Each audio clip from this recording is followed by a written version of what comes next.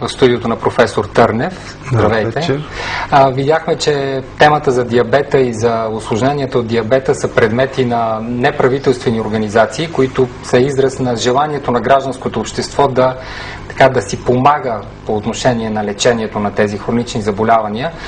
Професор Търнев, говорили сме много пъти за диабет и за диабетна полиневропатия, но сякаш все още много хора смятат, че това усложнение възниква след дългогодишно протичане на захарния диабет. Това така ли е действително? Диабетната полиневропатия е едно много често усложнение при пациентите с дългогодишен диабет. Повече от 70%, които са с дългогодишен диабет, развиват диабетна полиневропатия. Но същевременно това е усложнение, което се открива много често и в началната фаза на захарния диабет, дори още преди неговото диагностициране, в фазата на така наречения нарушен кръвнозахарен толеранс. Така, например, около 13% от пациентите с нарушен кръвнозахарен толеранс вече имат полиневритни прояви и търсят консултация с невролог. А вие лично имали ли сте пациенти, които разбират, че са болни от диабет, едва след като вие им диагностицирате някои от неврологичните усложнения? Не са малко тези пациенти, които идват с оплаквания от изтръпване, болки в крайниците, намалена мускулна сила, и които въобще не знаят, че имат захарен диабет и при които всъщност провеждането на лабораторните изследвания за първи път откриват захарен диабет. Ние не знаем в тези случаи каква е давността, но вече е възникнало усложнението, което налага започване и на лечение на диабетната полиневропатия. Тоест, вие при прегледа установявате, че тези оплаквания неврологични се дължат на повишената действието на повишената кръвна захар, точно така. Има ли средства, с които още в началния стадий, когато човек установи, че има диабет, да се направи профилактика на това усложнение диабетна полиневропатия? Диабетната полиневропатия е усложнение, което не бива да се подценява, защото тя започва съвсем така като едно невидно страдание, но тя може да доведе до още по-тежки усложнения, каквото е диабетното стъпало с язви, които могат да доведат и до ампутация на крайници. В света на всеки 30 секунди се ампутира един крайник в резултат на диабетната полиневропатия. Затова е важно колкото се може по-рано да се започне профилактика, както на диабетната полиневропатия, така и на диабетното стъпало. Една такава ефективна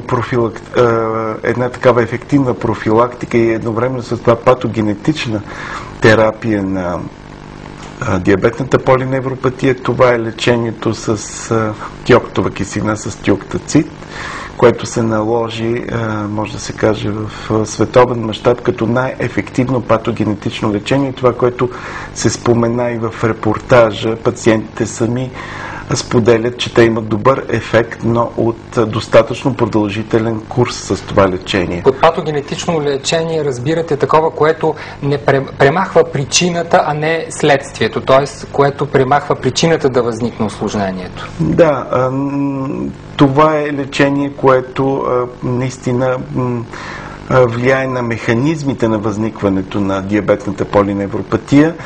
И едновременно с това, това е едно лечение, което ако се прилага достатъчно дълго, а то се оказа, вече има достатъчно проучвания, които показват, че то е не само много ефикасно лечение, но то е и доста безвредно и може сигурно да се прилага даже не в продължение на седмици, а в продължение на години, като едно поддържащо лечение и като една надежна профилактика за усложненията на захарния диабет. Добре, но първоначално стана ясно, че тази терапия започва в болница с венозни вливания на тиоктацид. След изписването от болница, какъв е начинът да се поддържа пациента в домашни условия?